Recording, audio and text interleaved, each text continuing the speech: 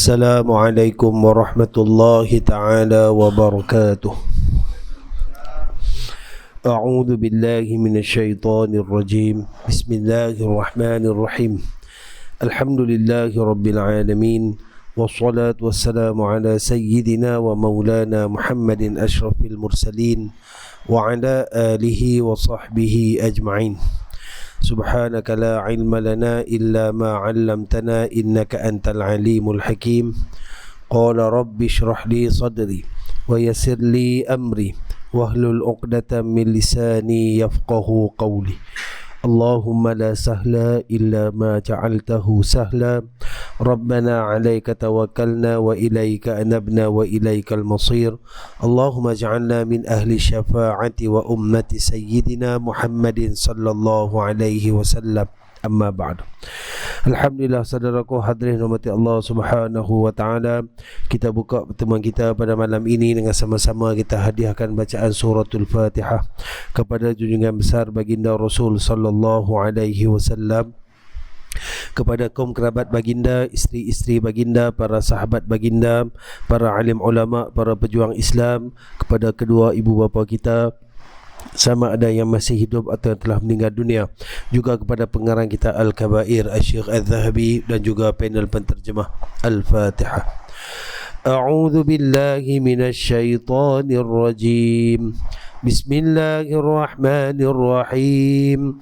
Alhamdulillahi rabbil alamin. Arrahmanirrahim. Maliki yaumiddin. Iyyaka na'budu wa iyyaka nasta'in. اهدنا الصراط المستقيم صراط الذين أنعمت عليهم غير المغضوب عليهم ولا الضالين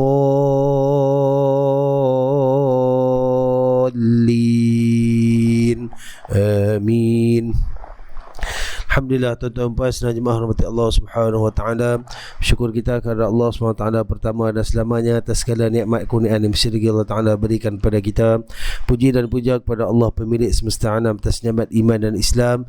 Syukur alhamdulillah, tuan-tuan puan, Allah Subhanahu wa taala masih kurniakan kepada kita kesihatan dan kekuatan tubuh badan. Alhamdulillah, dengan limpah rahmat dan kasih sayang Allah masih jaga dan pelihara iman dan taqwa di hati-hati kita. Berterusan kita tuan-tuan dihidangkan, dihamparkan jalan hidayah petunjuk kebenaran oleh Allah Subhanahu wa taala, yang mana sekali lagi kita diberikan ruang untuk terus bersembah dan bersujud kepada Allah Subhanahu wa taala.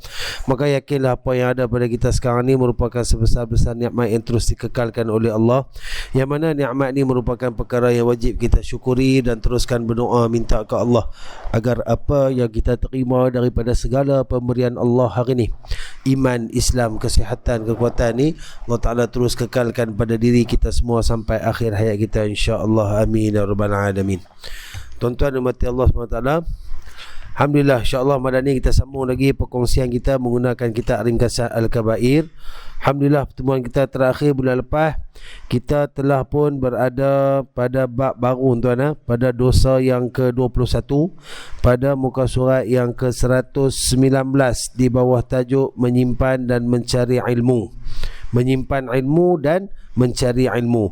Dan bagaimana kita tengok tuan-tuan, bulan lepas kita sambung pada muka surat 120 tu. Kita tengok pada ayat Allah Subhanahu wa taala bagaimana Allah taala menyatakan laknatnya, marah dia kepada mereka yang menyembunyikan kebenaran. Walaupun ayat ini ditujukan kepada kaum Yahudi, yang mana dalam kitab Taurat telah pun dijelaskan tentang cerita baginda Nabi SAW tentang kedatangan dan sebagainya, namun mereka mengingkari. Mereka tidak menyatakan kebenaran, bahkan mereka menyembunyikan apa yang dikandungkan oleh Allah di dalam Taurat. Maka mereka menerima laknat daripada Allah Subhanahu wa taala. Dan insya-Allah malam ni kita akan sambung pada muka surat 121 pada hadis di awal muka surat 121 tu, insya-Allah. Baik.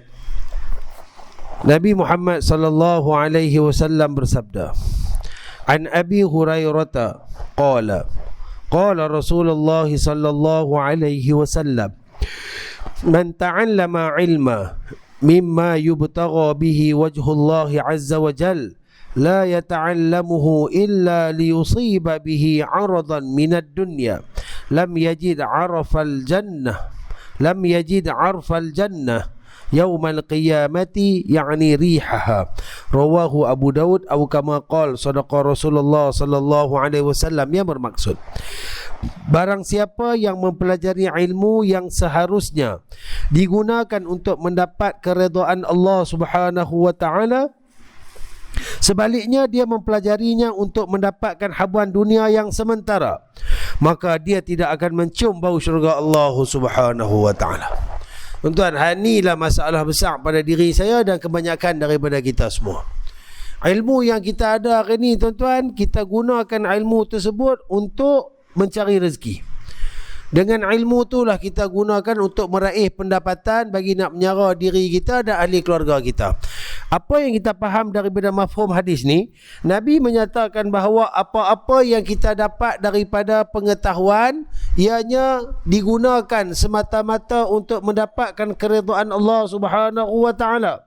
Dan dikabarkan kepada kita, kalau kita gunakan untuk mendapat habuan dunia yang sementara, maka dia tidak akan mendapat cium bau syurga. Tak dapat cium bau syurga ni, cerita dia tak ada langsung jalan nak pergi ke syurga. Dia akan dilalukan dengan jalan yang lain yang akan membawa ke neraka Allah. Persoalan dia, bagaimana keadaan kita hari ni? Pekerjaan kita memerlukan kepada pengetahuan. Tak kira lah apa pun pekerjaan kita, engineer ke, arkitek ke, lawyer ke, guru ke, apa saja. Semua pekerjaan memerlukan kepada ilmu. Bagaimana kita nak dapatkan redha Allah dengan ilmu kita untuk pekerjaan kita? Maka yang itulah yang kita kena faham pada adab yang diajar oleh Nabi SAW. Bila kita nak keluar berpagi-pagi ni, nak keluar rumah, nak pergi kerja, nak cari rezeki Allah Subhanahu Wa Taala, time tu kita pasang niat untuk mendapatkan redha dan rahmat Allah. Pekerjaan kita, rezeki kita yang kita harapkan datang daripada keikhlasan yang Allah Ta'ala tanam dalam hati kita. Bukanlah yang dimasukkan ilmu yang kita ada tu kita jual untuk kita dapatkan satu-satu kepentingan. Ilmu ni kita boleh bagi, tuan-tuan, walaupun orang tak bayar. Itu antara contoh ilmu yang ikhlas. Kalau ilmu yang padanya perlu kepada bayaran dan sebagainya, kalau tak bayar, tak mampu nak bayar, kita tak akan dapat. Hak ni lah golongan yang kita takut dia akan digolongkan dalam mereka yang menyembunyikan ilmu, yang mana dia tak akan dapat syurga Allah Subhanahu Wa Taala. Sebab benda ni sangat-sangat bertentangan dengan apa yang ditunjuk ajar dan dibawa sendiri oleh baginda Nabi SAW. Bahkan ilmu yang Nabi sampaikan kepada kita dari segi kebenaran akidahnya, akhlaknya, adabnya, nak membawa kita ke syurga Allah. Sepatutnya tidak ada harga, ataupun kalau nak letak harga terlalu tinggi untuk apa yang kita dapat daripada Nabi SAW. Tapi Nabi bukan macam tu. Nabi tak pernah letak harga, bahkan Nabi langsung tidak berkira dengan ilmu yang ada pada Nabi. Nabi sampaikan semua. Tak kira lah dalam bentuk wahyu, dalam bentuk hadis dan sebagainya, semuanya diceritakan kepada kita. Jadi hari ni bila kita ada ilmu, kalau kita satu orang yang berfikiran waras, kalau kita satu orang yang memandang kehidupan akhirat, maka sewajarnya ilmu yang ada pada kita tu, dia akan menjadi satu jambatan penghubung kita ke syurga Allah Subhanahu Wa Taala. Tak kira apa jenis ilmu, asalkan ilmu tu mampu bagi manfaat kepada manusia. Walaupun orang sebut ilmu tu ilmu dunia sekalipun. Ilmu pertukangan tentu, cara nak buat kerusi meja, kan? Benda tu tak ada kaitan lah. Orang kata bukan ilmu agama apa pun, kan? Ilmu biasa, ilmu dunia. Lagi mana dia ajak ada manfaat, ada kebaikan yang boleh digunakan oleh manusia, ia akan diberi satu ganjaran yang besar oleh Allah. Apatah lagi kalau ilmu agama. Hari ini dalam bab nak menyampaikan dan dalam bab nak belajar serta mengajar ilmu agama, Allah tak bagi ke ramai orang. Bukti dia kita boleh tengok kat masjid surau di seluruh negeri dan negara kita. Alhamdulillah, kita tengok mana-mana pun subur dengan majlis ilmu. Namun jumlah mereka yang memilih untuk berada dalam majlis, yang sanggup meluangkan masa dan sebagainya, tak ramai. Bermakna kita ni antara yang dipilih oleh Allah Subhanahu Wa Taala. Syukur ke Allah, Allah bagi kita peluang untuk duduk dalam keadaan kita mendapat pahala i'tikaf, kita mendapat kebaikan yang disebut sebagai taman-taman syurga Allah Subhanahu wa taala. Kan majlis ilmu tu majlis taman syurga. Kan kita mendapat rahmat, kita mendapatkan doa daripada malaikat, kita mendapatkan keampunan daripada Allah. Namun apa yang kita dapat tu sejauh mana kita ceritakan ke orang, kita sampaikan kepada orang.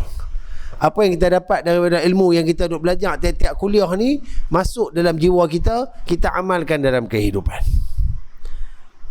Jadi benda ni sebenarnya dia berat lah tuan-tuan. Tapi janganlah lepas ni asbab tak jumpa dah. Mana pergi kuliah seorang pun tak ada ni. Mu takut saya dengar tak sampai, tak dapat bos syurga pula. Dia bukan masalah dia tu. Kan? Dia sejauh mana kita nak ikut sunnah perjuangan Nabi SAW.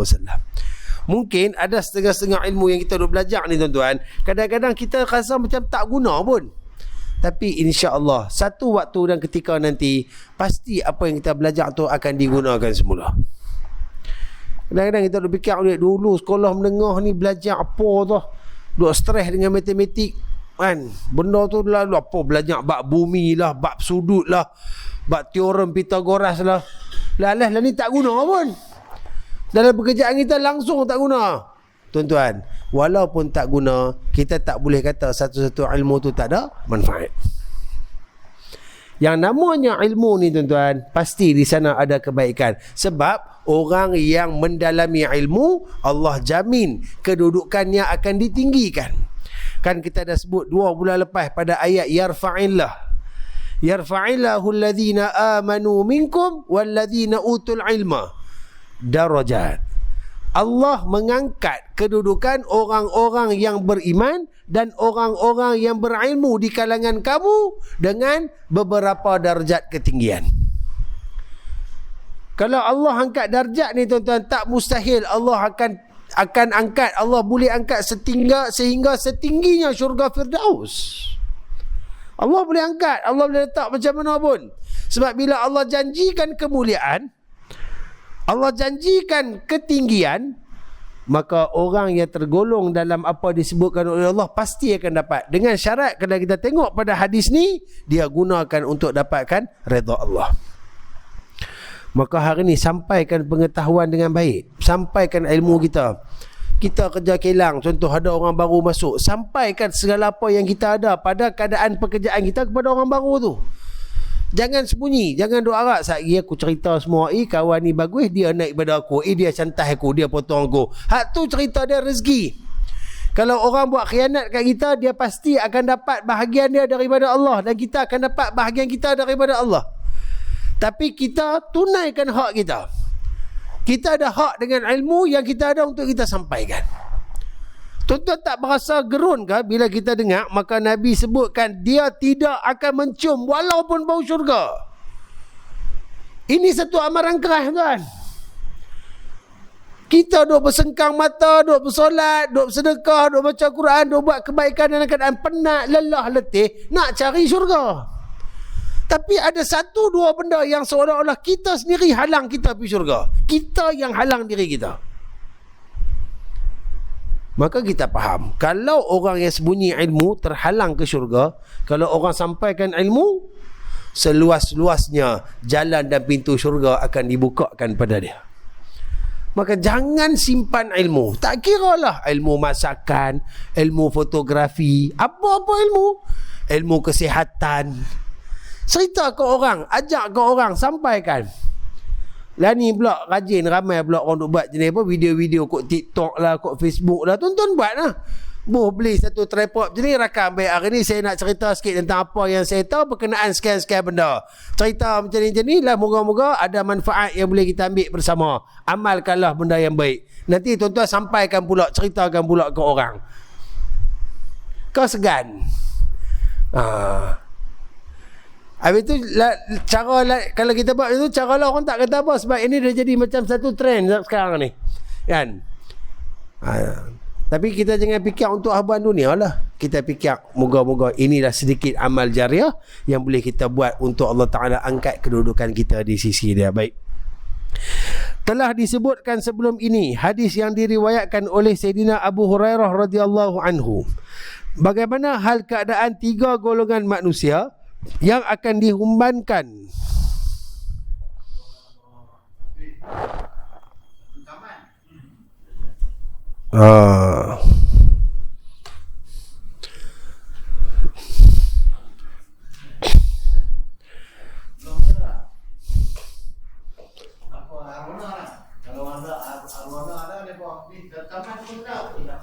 Lampu jalan mana nak? Tengok. Tak pergi baik bangkit lah. Dulu kena aku kenal. Sini ya? Tengok. Tembak.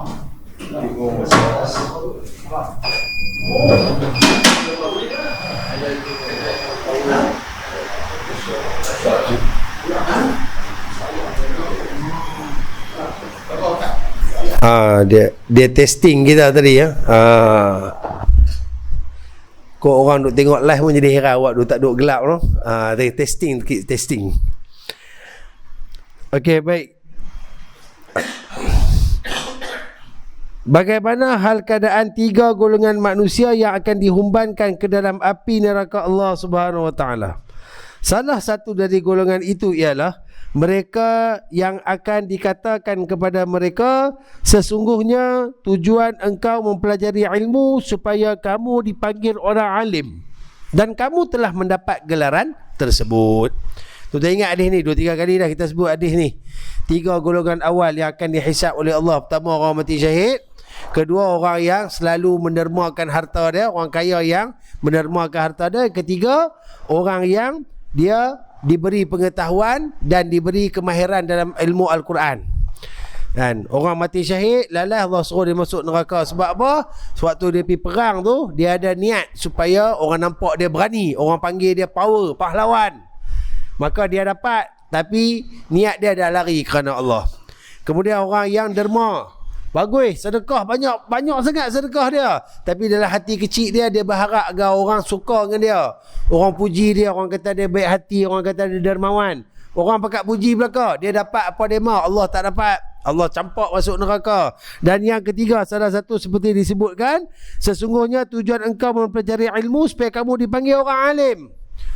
Dia belajar ni tuan-tuan dengan tujuan nak berdebat dengan orang, dengan tujuan dia nak letakkan supaya orang nampak dia ni hebat, sentiasa meng-highlightkan pangkat-pangkat yang ada pada ilmu dia. Contoh je PhD, doktor kan, besar dia tulis doktor tu. Siap bila orang buh nama tak sebut doktor, marah kan. Siap mempertikaikan orang pula yang cuba untuk berhujah dengan dia. Hang mengaji terang mana? Ada PhD tak? Kan. Ni kalau kata orang-orang yang kita tak tahu lah apa tujuan dia, tapi biasanya cakap betul kita nampak sombong lah. Sepatutnya orang yang lebih berilmu, makin banyak ilmu dia makin tawaduk. Bila dia berhadapan dengan orang-orang jahil yang cuba belagak pandai, dia akan cool. Sebab dia tahu dia berhadapan dengan orang yang kurang ilmu tapi nak menunjuk kata ada ilmu. Tapi dia pun sama naik. Dia pun sama melompat. Jadi kita boleh nampak lah kat sini tuan-tuan. Jadi bila dia nak orang panggil dia alim, orang panggil dia pandai dan sebagainya, maka niat dia menuntut ilmu tadi akan mengundang kecelakaan pada diri dia.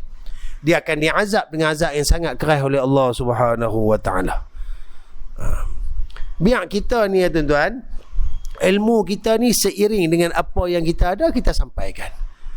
Jangan kita serah bab ilmu ni kepada ustaz, kepada orang-orang alim, kepada orang-orang yang ada pengetahuan semata-mata. Semua orang mesti mempelajari pengetahuan, mesti ada ilmu. Contoh dalam bab ibadat, mana boleh kita nak serah ilmu tu kepada orang-orang tertentu, sedangkan ibadat juga diwajibkan ke atas kita. Bab solat contoh, misal kata kita tak ada ilmu tentang solat sepenuhnya, macam mana solat kita nak diterima oleh Allah? Solat kita sekadar ikutan, orang rokok kita rokok, orang sujud kita sujud. Kadang-kadang rokok tu pun tak betul. Sebab apa? Tak pernah pergi belajar betul-betul. Tak pernah mengaji satu kitab yang mengkhususkan tentang tata cara solat. Kita tengok pada orang buat, kita buat. Kita tengok orang sujud macam tu, kita sujud. Padahal kaki kita hujung tak pacak, tangan kita duk kena apa? Ni bawah tangan kita duk kena lantai dan sebagainya. Sebab apa tak belajar? Menyebabkan apa yang kita buat akan ditolak. Kita belajar bukan untuk nak tunjuk ke orang kita tiara. Kita belajar untuk mendapatkan kesempurnaan pada satu-satu perkara. Sebab tu perlu diingatkan bila kita ni duk sebut kat anak kita selalu kan, belajarlah rajin-rajin, nanti boleh dapat kerja elok. Yang tu dia bukan satu hakiki, dia satu motivasi. Sebab bab rezeki ni di tangan Allah. Kita kena bagi tahu dia dengan cara yang betul, apa yang Allah terangkan, apa yang Nabi ajak. Kena belajar, sebab dengan ilmu nantilah Allah Ta'ala akan mudahkan segala urusan kehidupan. Allah akan mudahkan urusan rezeki, Allah akan mudahkan urusan kerja. Kalau tak ada ilmu, macam mana kita nak hidup? Apa benda pun tak boleh buat. Kena terang lagu tu. Ni duk terang kata tak ada ilmu, fail. Kalau fail tak boleh kerja, tak ada sijil. Duk kira hat tu ya. Hidup berasaskan sijil tak habis. Tak dinafikan kehidupan sekarang sijil tu penting. Tapi sijil bukan segalanya. Kalau kita menuntut ilmu semata-mata untuk sijil, tuan-tuan, takut kita akan jadi golongan yang macam ni. Bila sijil, dia ada goh dia, dia ada pangkat dia, dia ada kemuliaan dia. Kalau setakat nak orang panggil kita doktor, kalau setakat nak orang panggil kita ilmuwan, rugilah kita, tuan. Belajar ni penat. Tuan-tuan pernah buat PhD tak? Tak pernah. Saya tak pernah. Tengok PhD pun takut. Tesis berotih-otih muka, saya surrender awal, tuan. Bukan kata tak boleh. Memang tak boleh. Cik, duk buat bukan kata tak boleh. Nak abang tak nampak? Duk ada belagak lagi tu. Kan? Kalau boleh buat dah. Kan? Tapi sekurang-kurangnya apa yang ada daripada ilmu kita ni, tuan-tuan, kita belajar hak baru, kita sampaikan apa yang kita dapat. Pastikan matlamat utama kita kerana Allah. Kita sampaikan atas asbab mengikut sunnah Rasulullah sallallahu alaihi wasallam, tanpa mengharapkan semata-mata apa pun daripada manusia, kecuali kita yakin perbuatan yang baik pasti akan dibalas sesempurnanya oleh Allah Subhanahu wa taala. Hak tu je. Cukuplah Allah sama-sama dengan kita. Cukuplah Allah yang memberikan kepada kita. Selama ni pun Allah yang bagi. Allah yang bagi kat kita. Tak ada apa Walaupun kita nak kata saya ni belajar puluh-puluh tahun terus nak boleh ni pun penat tak kata. Siapa bagi izin nak belajar? Siapa bagi kekuatan? Siapa bagi kebijaksanaan? Siapa bagi kepandaian? Siapa bagi kefahaman? Allah. Kita berdoa selalu kan. Allahumma faqihna fid din wa 'allimna ta'wil. Minta supaya kita ni difaqihkan Allah, dimudahkan pemahaman kita. Allahumma zuqna fahman nabiyyin wa hifzal mursalin wa ilhaman malaikatil muqarrabin. Ya Allah, rezekikan kami faham seperti nabi-nabi, kuatnya, mudahnya kami hafal seperti mana rasul-rasulmu. Kurniakan ilham daripada malaikat-malaikat yang ada di berdekatan dengan kami. Semua tu kita minta kepada Allah. Bila Allah dah bagi, kita belagak kepada Allah pula, sombong pula. Ni tak tuju kat siapa, tuan-tuan, saya tuju kepada diri saya. Terutama orang-orang yang selalu menyampaikan ilmu seperti saya di meja-meja kuliah. Kita jangan berasa gah dengan kita boleh duduk atas kursi, kita boleh cakap ke orang, kita boleh cerita ke orang, pumpang-pumpang macam tu, macam ni. Tuan-tuan, kalau cerita buka buku, tuan, siapa pun boleh. Asal-asal tuan-tuan boleh duduk nak main baca balik. Tekat nak baca, lepas tu nak hurai sikit-sikit, semua orang boleh, tuan. Lainlah kita main duduk ni, kita duk cakap satu-satu macam tutup guru pondok tu. Saya ni bukanlah kata ni apa-apa, saya duk baca balik yang tuan-tuan ni. Duk baca, duk ulas, duk baca, duk ulas. Hak tu ya. Ini bukan karya saya, ini bukan hasil saya. Nak belagak apa? Oh, belagak sebab orang panggil hang ustaz. Apa ustaz tu boleh buat?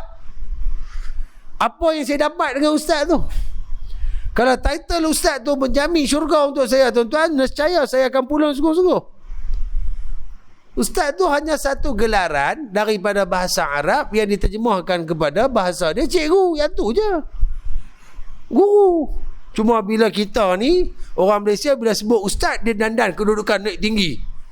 Nak banding ustaz ke cikgu, cikgu 2 tahun ni, ustaz 2 tahun ni. Padahal level sama ya. Ustaz, cikgu, teacher, sama ya. Tapi sebab duk ustaz boleh duk guni, ada orang main rakam masuk YouTube ni, anggap aku ada YouTube kot. Dah. Apa dia tuan? Kita ajak untuk apa sebenarnya? Sebab tu saya lebih suka menyebut perkongsian. Saya kongsi je dengan tuan-tuan. Kita tak buat apa-apa pun. Kita cuma ambil kitab-kitab yang dikarang oleh alim ulama, yang diterjemahkan oleh tuan-tuan guru yang berkaliber, dan kita kongsikan. Dan apa yang kita dapat itulah daripada perkongsian, benda yang mesti kita sampaikan. Ini yang kita faham daripada bab yang kita tengok ni. Mesti disampaikan. Tak ada kelebihan apa pun. Berbangga dengan makhluk menyebabkan kita akan dihinakan sehina-hinanya oleh Allah. Sebab kita nak kena cari bangga Allah. Bangga makhluk takkan bantu kita apa-apa pun tuan-tuan. Takkan membantu kita. Jadi apa yang kita nak buat? Nak harap ibadat kita pun tak pasti tuan-tuan. Adakah ibadat kita boleh lepaskan kita pada neraka Allah? Kita harap Allah terimalah seluruh ibadat kita. Amin. Nak harap apa lagi? Apa lagi kebaikan yang kita ada? Kurang-kurang daripada kita duduk, kita dapat 1-2 ilmu ni tuan-tuan, kita sampaikan. Yang tu juga mampu memberi saham kebaikan kepada diri kita. Baik.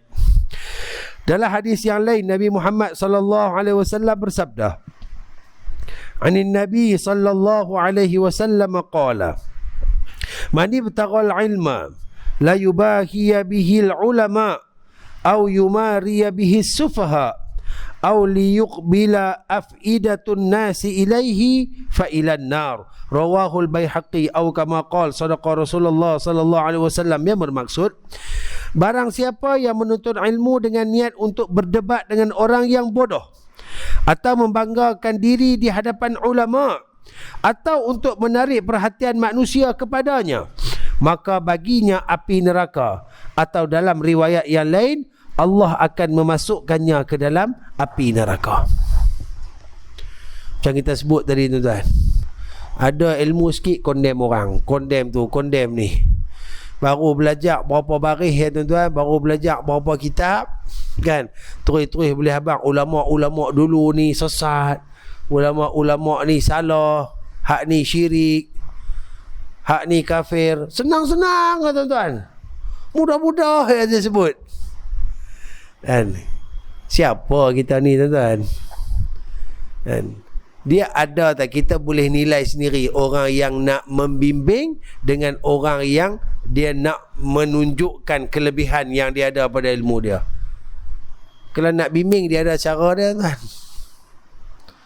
Tapi kalau sampai tahap dengan ilmu ni, dia kalau nak debat pun dia cari orang-orang yang bawah level dia.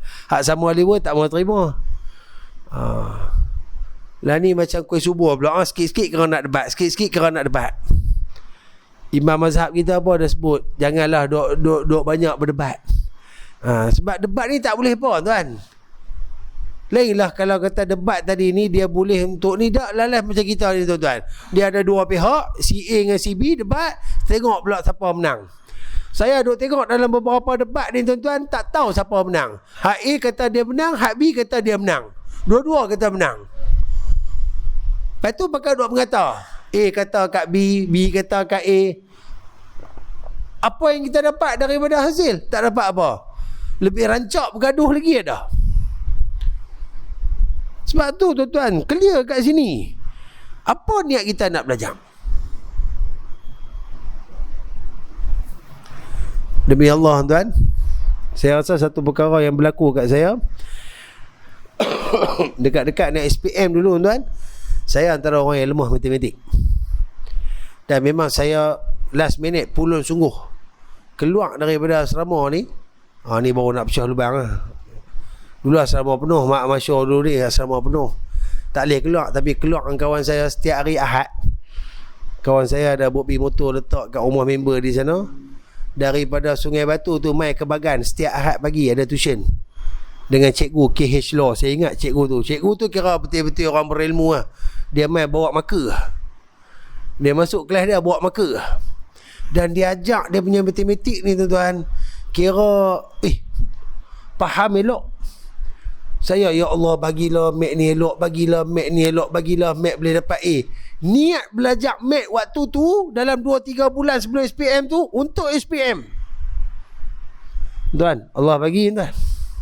Allah bagi. Dapat apa yang saya mau. Tapi lepas ni tuan, dalam satu tempoh jangka masa saya tengok balik soalan tu, saya lost. Saya tak tahu dah nak buat. Seolah-olah ilmu tu dah tak ada, macam saya tak pernah belajar, tuan. Adakah sebab niat saya nak ambil SPM? Memang saya fikir-fikir balik. Ya, matematik yang saya belajar tu untuk SPM. Sampailah bodoh mat.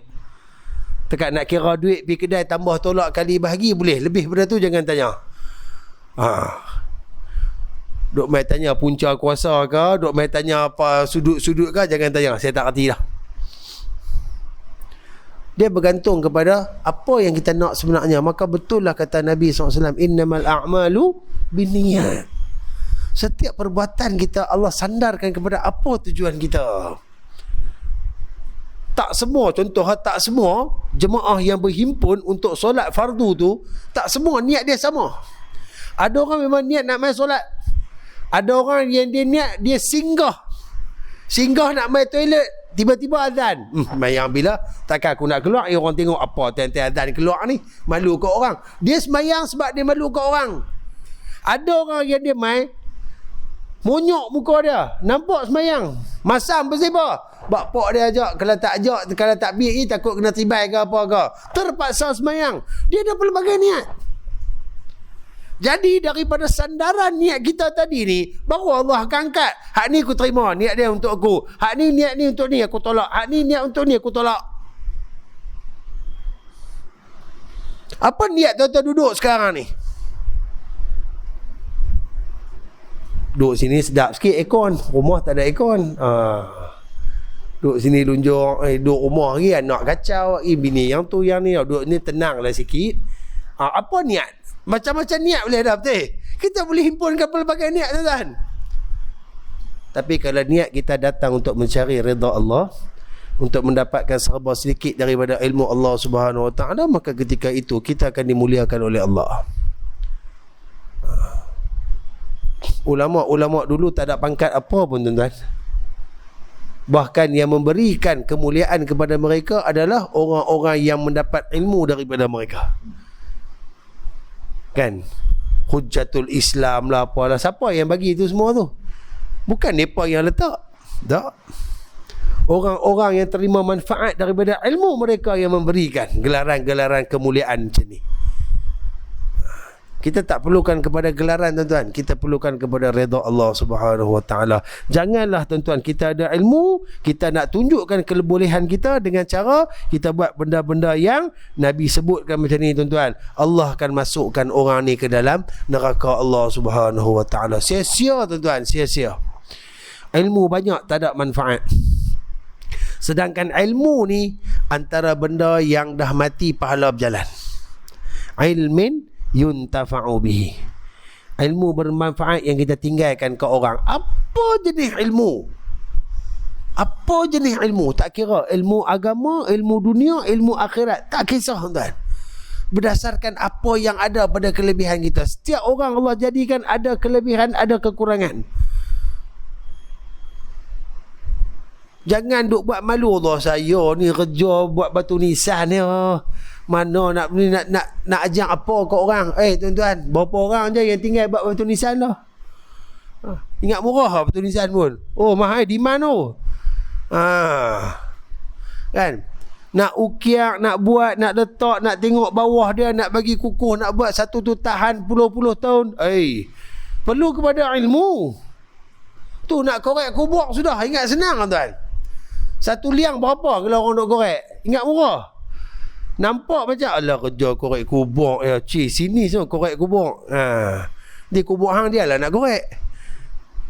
Kan? Kena ada ilmu, tuan-tuan. Dia punya dalam dia punya cara nak korek dia pula bukan boleh main korek ikut dan pituk cangkui tu kat kita. Kita boleh buat tak? Nak korek lubang tanah nak kucing mati pun tak lepas, tuan. Kita jenis korek daripada lubang ni lelah pergi kuncup ke tu. Macam mana kita nak buat tegak tu? Semua tu ada ilmu. Siapa kata benda tu tak ada manfaat? Yang menjadikan ianya manfaat atau tidak, siapa dia lah ni? Macam mana satu ilmu tu manfaat ke tak? Siapa yang menjadikan ilmu tu manfaat? Kita. Sejauh mana hati kita dan niat kita untuk menyampaikan satu-satu ilmu kepada orang. Sebab tu tuan-tuan, orang yang tak kedekut ilmu, Allah Ta'ala takkan kedekut dengan dia. Tuan-tuan tengoklah orang yang tak kedekut ilmu ni, apa benda orang tanya, dia akan habaq, dia akan ajak. Walaupun benda tu menjadi sumber rezeki dia. Contoh ilmu masakan, kedai dia, masakan dia sedap, orang suka kat dia. Pergi orang tanya, ni macam mana nak masak ni, dia ajak. Oh, ni saya guna macam ni, okey, dia ajak. Orang takut lah tuan, patutnya. Aku ajak kat orang melibat, orang tak mai dah kedai aku. Tak, dia tak takut.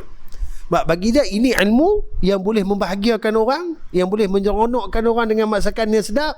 Allah Ta'ala akan jaga dia. Ianya juga termasuk sebahagian daripada sedekah yang mulia. Memberikan pengetahuan salah satu sedekah yang tinggi kedudukan dia di sisi Allah Subhanahu wa Ta'ala. Baik. Sayyidina Abu Umamah Al-Bahili radhiyallahu anhu meriwayatkan sebuah hadis. Sami'tu Rasulullah sallallahu alaihi wasallam yaqul yu'ta birrajuli yawmal qiyamati fayulqa fin nari fatandaliqu aqnabu batnihi fayaduru biha fin nari kama yaduru al-himaru birraha qala fayajtami'u ahlun nari ilayhi fayaquluna ya fulan ama kunta ta'muruna bil ma'rufi wa tanhana 'anil munkari qala fayaqulu bala qad kuntu amuru bil ma'ruf wa la atihi wa anha 'anil munkari wa atihi rawahu Ahmad atau kama qala sadaqa Rasulullah sallallahu alaihi wasallam. Yang bermaksud, tuan-tuan dengar elok tuan, pada hari kiamat akan dibawa seorang alim yang jahat. Dia akan dilemparkan ke dalam api neraka dan berpusing-pusing di dalamnya sambil membawa ususnya. Akan dikatakan kepadanya, apa yang sedang berlaku ini? Sedangkan kami mendapat petunjuk dari ajaran yang kamu ajarkan kepada kami. Maka jawabnya, aku melarang kamu dari melakukan dosa, tapi aku pula yang sering melakukannya.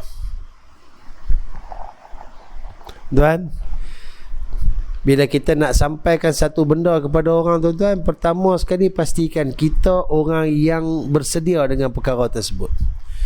Kalau benda tu berbentuk kebaikan, pastikan kita orang yang melaksanakan kebaikan itu. Dan perkara kita nak sampaikan melibatkan kemungkaran, pastikan kita orang yang tak buat benda tersebut.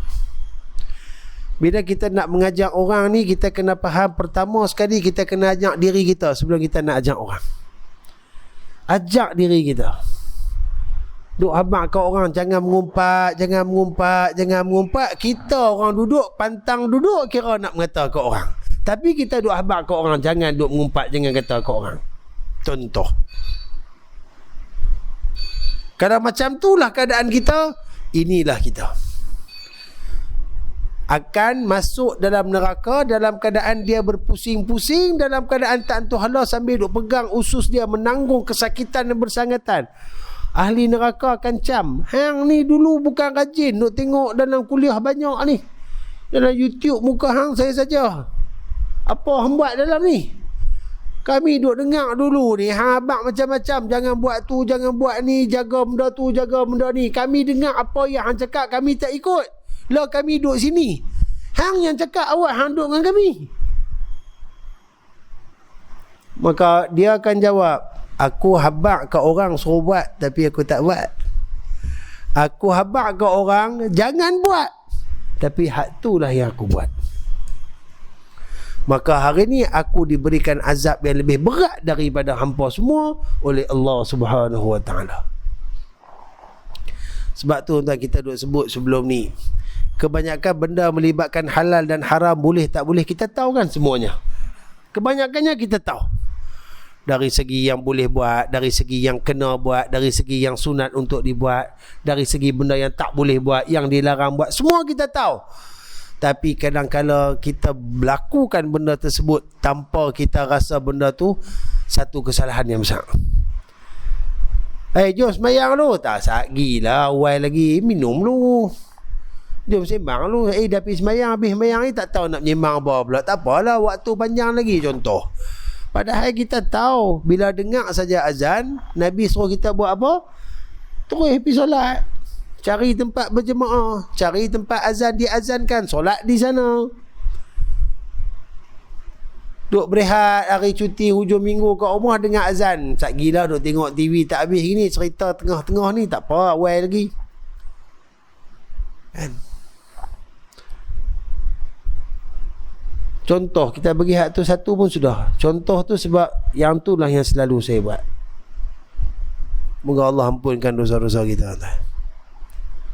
Bila kita ada ilmu, kita tak laksanakan ilmu kita, maka kita akan orang yang dihinakan sehina-hinanya oleh Allah Subhanahu Wa Taala. Berwaspadalah tuan-tuan, berjaga-jagalah. Sepatutnya ilmu ni mampu memberikan kebaikan kepada kita.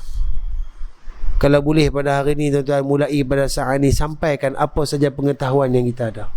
Sampaikan. Tak dapat banyak, sikit pun jadilah.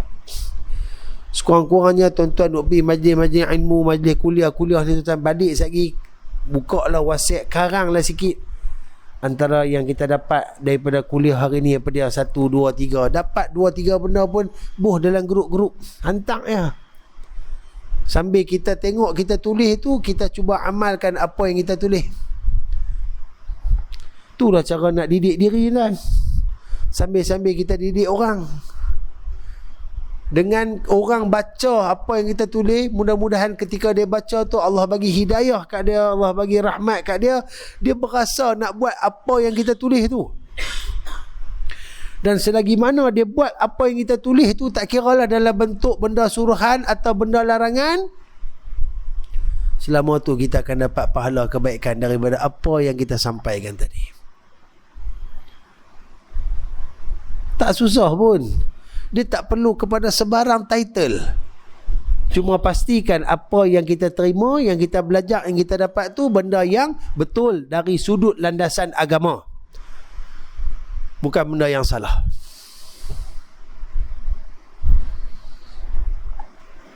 Ataupun tak mampu juga nak tulis pun segan. InsyaAllah kita ni masing-masing semua ada ahli di rumah kita no. Tak kiralah pasangan kita ke, ataupun mak ayah kita ke, adik-beradik kita ke, tak kisahlah siapa pun. Balik sekali pi lah bisik-bisik sikit. Tadi pi kuliah ni, hari ni ustaz cerita bab ni, ustaz abang macam ni. Kita tak boleh macam ni, kita kena buat macam ni. Bagi tahu. Ni duk tengok kita ni pun, abang pun sama teruk, oh benda ustaz duk abang macam ni abang duk buat, oh kita kena sama-sama berubah. Pasangan kita berubah. Orang yang dengar kita sembang dan ahli rumah kita tu, dia buat apa yang kita sebutkan. Tuan-tuan, pahala dapat. Sebab tu mak ayah, anak ni saham pahala sebenarnya. Memang ladang pahala. Ilmu yang kita ajak dia, Nabi suruh ajak apa? Ajakkan anak-anakmu takutkan Allah. Sebelum kita nak ajak anak kita takutkan Allah, kita kena takutkan Allah dulu. Kita kena belajar ilmu agama dulu. Bila kita dah belajar ilmu agama kita okey, strong, kita ajak pula anak-anak kita. Kita ajak dia semayang, kita ajak dia puasa, kita ajak dia sedekah, kita ajak dia akhlak mulia. Setiap apa yang kita ajak yang anak amalkan, setiap kali dia buat, setiap tu pahala kita dapat. Itulah ilmin yuntafa'u bih. Masalah dia kita tak tahu pahala yang kita dah dapat ni banyak sebenarnya. Tapi kita dah berasa macam benda tak nampak. Aduh. Buatlah sebarang bentuk kebaikan, sebarkanlah. Takkan ada kerugian daripada ilmu yang disampaikan, kecuali tujuan penyampaian dia untuk mencari keredaan makhluk. Maka di sana dia tidak akan dapat sebarang habuan daripada Allah Subhanahu Wa Taala. Tuan-tuan dan puan rahmati Allah, alhamdulillah selesai pada bab ni. Jadi sebelum kita nak berhenti, saya nak ambil satu hadis Nabi sallallahu alaihi wasallam berkenaan dengan ilmu. Kata Nabi sallallahu alaihi wasallam, dalam bab kita nak menuntut ilmu ni, ada 4 ciri yang Nabi suruh kita jadi. Pertama, Nabi kata kun aliman. Yang kedua, au muta'alliman. Yang ketiga, au mustami'an. Yang keempat, au muhibban. Wala takunil khamisata fatahlik. Kata Nabi SAW, jadilah kamu orang yang berpengetahuan ataupun orang yang menyampaikan pengetahuan. Orang berpengetahuan ni pelajarlah, orang yang belajar ilmu, ataupun orang yang mengajar ilmu, ataupun orang yang mendengar ilmu. Bab ilmu suka dengar. Tengah duk swipe TikTok tu, ada TikTok naik Ustaz Wadi, dia berhenti sat, dia dengar sampai habis baru dia swipe 2-3 swipe lagi jumpa pula Ustaz Tazah Idrus. Dia dengar ya. Yang ketiga, muhibban, orang yang cinta kepada ilmu dan majlis-majlis ilmu. Contoh, dia mai sembahyang masjid, dia singgah daripada satu tempat, singgah zat sembahyang, ada majlis ilmu. Dia ni bersegera dah, kalau dah nak keluar, dia bagi masa Ustaz. Dia tak duduk sampai habis, tapi dia ambil 5 minit pertama, dia ambil barakah dalam majlis ilmu. Ini orang yang cinta. Dalam diri kita, dalam bab ilmu, pastikan ada 4 benda ni. Dan Nabi kata, wala takunil khamisata, jangan kamu jadi orang yang kelima. Yang kelima ni apa? Orang yang tak ada 4 benda ni. Nak belajar malas, nak mengajar orang segan, dia nak dengar memang tak dengar dah, dia kerja duk dengar lagu ya. Nak kata cinta, dia lebih suka kepada benda-benda lain. Kalau kita tak ada 4 benda ni, Nabi kata fatahlik, kamu akan binasa. Hari ni dengan kedudukan kita sekarang ni, dengan asbab ilmu Allah lah kita berada di kedudukan kita sekarang. Tak kisahlah apa pun pekerjaan kita, apa pun keadaan kita, dengan ilmu kita lah kita berada di kedudukan sekarang. Maka dengan apa yang kita ada sekarang ni, kita kena fikir supaya kita boleh menambahkan lagi untuk kita dapatkan kebaikan yang banyak daripada Allah Subhanahu Wa Taala. Bila waktu berhenti belajar? Bila kita boleh berhenti belajar? Bila dah terbaring, terkaku tanpa nyawa, dah mati, itulah waktu berhenti belajar. Lagi hidup, boleh berjalan cara berjalan, duduk cara duduk, baring cara baring. Tambah zaman lah pula tuan-tuan, Allah, type YouTube ceramah, type yang tu sudah berjuta ke tak? Jenuh dengar, jenuh pilih kan. Semua cara kita boleh buat, asalkan bagaimana hubungan kita dengan Allah, bagaimana kebaikan kita sampaikan kepada orang, itulah yang akan menjadi perbezaan kedudukan kita di sisi Allah Subhanahu Wa Taala, insya-Allah. Mudah-mudahan Allah Taala mudahkan kita untuk menuntut ilmu, dan Allah Taala fasihkan kita untuk menyampaikan ilmu sebaiknya dengan penuh keikhlasan dan mendapatkan redha Allah Subhanahu Wa Taala, insya-Allah. Tuan-tuan dan puan rahmati Allah, saya berhenti sekat ni dulu. Insya-Allah kita akan sambung lagi pada pertemuan yang akan datang. Yang baik itu daripada Allah Subhanahu Wa Taala, yang buruk tu pada kelemahan, kehinaan, kebodohan diri saya. Mohon ampun dan maaf tersalah bahasa, tersilap kata. Tuan-tuan dan puan, kalau ada apa-apa kebaikan yang boleh kita ambil pada pertemuan malam ni, balik lagi pakat cerita, kongsi-kongsi dengan isteri kita, suami kita, anak-anak, rakan-rakan, jiran-jiran. Mudah-mudahan ilmu yang baik bila kita faham, kita sampaikan, manfaat ilmu akan lebih meluas. Dan bila kita cerita ke orang, ajak ke orang tentang kebaikan, orang amalkan selama mana ianya diamalkan, selagi itu kita akan terus diberi saham kebaikan oleh Allah Subhanahu Wa Taala, insya-Allah. Kita tangguh pertemuan kita dengan bacaan kafaratul majlis, surah Al-As, dan selawat kepada baginda Nabi sallallahu alaihi wasallam. Subhanakallahumma wa bihamdika asyhadu an la ilaha illa anta astaghfiruka wa atubu ilaik. Bismillahirrahmanirrahim. Wal 'asri innal insana lafi khusr إلا الذين آمنوا وعملوا الصالحات وتواصوا بالحق وتواصوا بالصبر. اللهم صل أفضل صلاة على أسعد مخلوقاتك سيدنا محمد وعلى آله وصحبه وسلم عدد معلوماتك ومداد كلماتك كلما ذكرك الذاكرون وغفل عن ذكرك الغافلون. هذا وبالله التوفيق والسلام عليكم ورحمة الله تعالى وبركاته. أعوذ بالله من الشيطان الرجيم. بسم الله الرحمن الرحيم. الحمد لله رب العالمين والصلاة والسلام على سيدنا ومولانا محمد أشرف المرسلين وعلى آله وصحبه أجمعين. اللهم اغفر لنا ذنوبنا ولوالدينا وارحمهما كما ربيانا صغارا. اللهم أخرجنا عن ظلمات الوهم وأكرمنا بنور الفهم وافتح علينا بمعرفة العلم وحسن أخلاقنا بالحلم وسهل لنا أبواب فضلك وانشر علينا من خزائن رحمتك يا أرحم الراحمين. اللهم انصر الإسلام والمسلمين والمجاهدين والمستضعفين في فلسطين وفي كل بلاد المسلمين وفي كل مكان وفي كل زمان يا أرحم الراحمين. وصل الله على نبينا المصطفى محمد صلى الله عليه وسلم وعلى آله وصحبه أجمعين والحمد لله رب العالمين. تقبل الله منكم.